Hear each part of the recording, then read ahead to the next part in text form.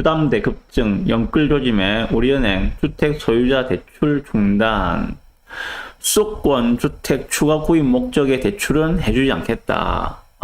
그러면 서울 수도권에 내가 집을 사려고 대출을 내면은 그건 대출을 안 해주겠다. 그러면 그 외 지방은 상관없다. 그런 이야기겠죠. 그리고 주택담보대출의 만기도 40년에서 30년을 줄였다. 결국 주담대의 만기를 40년에서 30년을 줄였다는 이야기는 대출 한도를 줄이겠다는 이야기입니다. 자, 금융당국 압박에 은행들이 일제히 대출 금리를 올리고, 금리도 올렸어요. 지금 가상금리가 올랐습니다. 가상금리 그거죠. 가상금리가 이전에는 뭐 0.8, 0.9 이 정도 하다가 지금 1% 넘죠, 무조건. 금리도 올랐습니다, 실제로. 한도도 줄었다. 그런데 주택담보대출 중심의 가계대출이 무서운 증가세를 보이고 있다라는 기사입니다. 자, 1일 금융권에 따르면 5대 은행 지난달 29일 기준 주담대 잔액은 567조라고 합니다. 그래서 7월달보다도 7조가 더 늘었다라고도 이야기하고 있고요. 무척 늘고 있는 것 같습니다. 요 이유 중에 하나가 이제 9월달부터 2단계 스트레스 DSR을 시행을 하게 되었어요.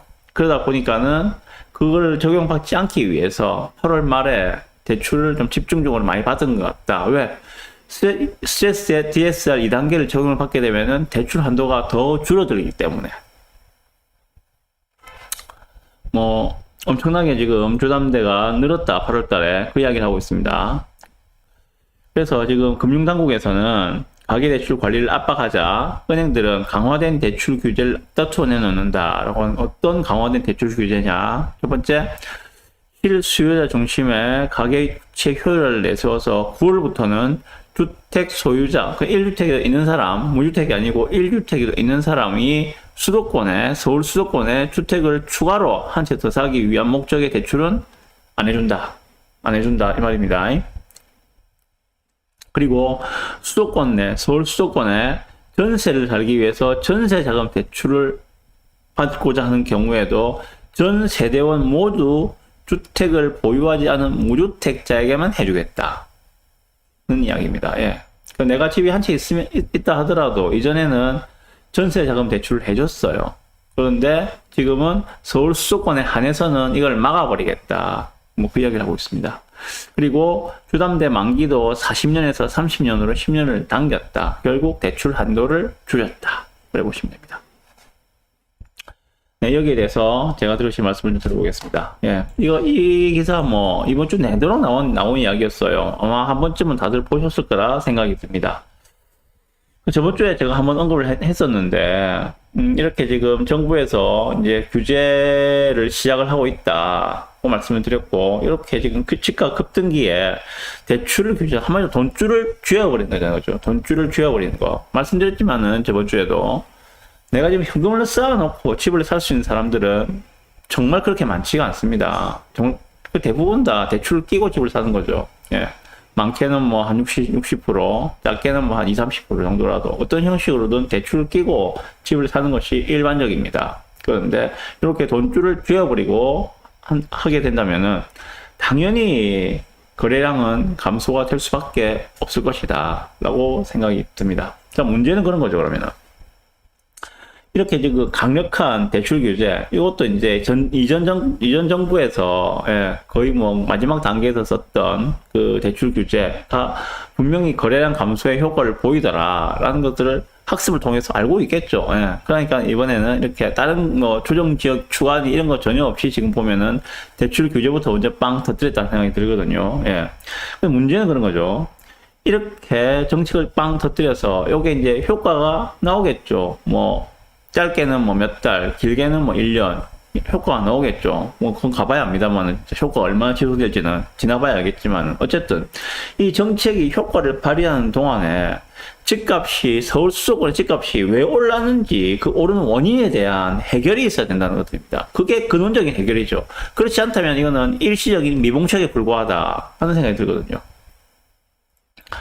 자, 그러면은 한번 봅시다. 이번에 서울 수도권이 왜 그렇게 집값이 최근에 급등을 했는가? 첫 번째, 기정사실화되고 있는 금리 인하. 예, 미국은 9월달에 금리 인하 들어갑니다. 한국도 곧 따라 들어갈 가능성이 매우 높아요. 그 두 번째, 턱없이 부족한 서울의 입주 물량 부족. 그리고 그로 인해서 발생된 전세 가격 상승. 예, 요것들이 어느 거 하나 해결이 지금 된 게 없지 않습니까? 예, 금리 인하 안 할 수 있습니까? 지금 경기가 이렇게 안 좋은데, 우리나라 경기가 이렇게 안 좋은데, 자영업자는 지금 나가 떨어져 나가는 자영업자들이 속출하고 있고, 예, 부도가 나는 건설사들이 줄을 잇고 있는데, 이런 상황 속에서 금리 인하를 안 할 수 있습니까? 오직 집값 잡자고, 금리 인하 안 하고 그냥 버틸 수 있을까요? 아니잖아요. 예. 서울의 턱없이 부족한 입주 물량에서 기인한 그 전세가 상승, 막을 방법이 있습니까? 서울에 집을 짓지 않고서 막을 방법이 없지 않습니까? 결국 어느 하나 원인이 해결되지 않은 상태에서 거래만 막는다고 지금 상승으로 가는 이 서울 수도권의 집값이 하락으로 반전할 수 있을 것인가? 저는 그렇지 않을 거라 생각하거든요. 그래서 서울 수도권에 공급이 없는 상태에서 지금 일시적 미봉축으로 틀어막게 된다면은 결국은 뒤에 가서 더 크게 튀어오를 것이다. 그런 생각이 듭니다. 은행 입장에서는 봅시다. 지금 은행은 지금 이렇게 이제 대출했다가 완전히 막 꽉꽉 틀어막는 거죠. 은행은 이제 올해 자기들 영업 목표는 다 달성을 했을 거라고. 이미 주담대 증가율 엄청나잖아요. 그죠? 그러니까 자기들 올해 이제 대출 목표액, 예. 어차피 은행은 대출을 해서 그 이자로 먹고 사는 거예요. 먹고 사는 그러한 뭐 기업이죠. 그죠? 기업이라고 보시면 되겠죠. 예금을 받아서 대출을 해주고 그 예대 마진, 그 차익을 가지고 은행들이 이제 이윤을 취하는 그런 구조인데 올해는 다 됐다 쳐요. 그죠? 내년에는 이렇게 할 수 있을까요? 또 은행은 뭐 먹고 살아라고.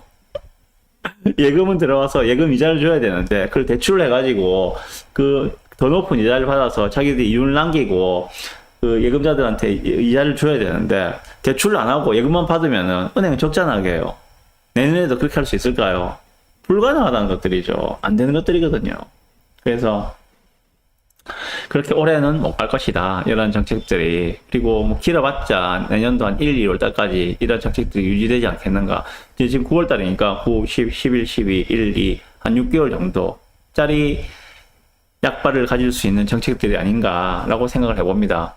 물론 이렇게 함에도 불구하고 서울 수도권 집값이 더 꿈틀거리고 올라간다면 더 강력한 규제책이 나올 수도 있습니다만 어쨌든 간에 근원적인 문제가 해결되지 않은 상태에서 일시적인 미봉책으로 틀어막은 정책은 결국은 뒤에 가서는 더 크게 튀어오를 수밖에 없다. 저는 그렇게 생각합니다. 어쨌든 결론입니다. 지금 서울 수도권으로 진입하고자 고민하시는 분들 지금 점점 허들이 높아지고 있습니다. 그래서 지금 이런 시기에는 조금 관망을 하시는 게 어떨까 그런 생각이 들거든요.